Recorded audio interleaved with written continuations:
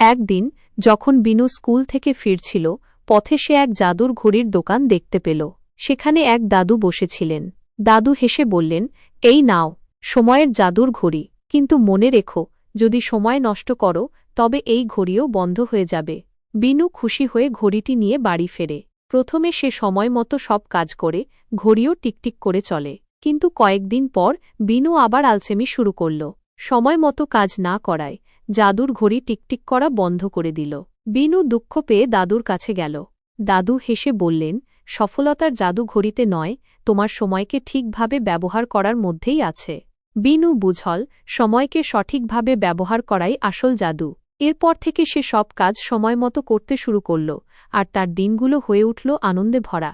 বাচ্চারা, এই গল্প থেকে আমরা শিখলাম, সময় সঠিকভাবে ব্যবহার করলে জীবন হয়ে ওঠে সুন্দর ও সফল। তোমরা কি আজ থেকে সময়ের জাদু অনুসরণ করবে? কমেন্টে লিখে জানাও। ভিডিওটি ভালো লাগলে লাইক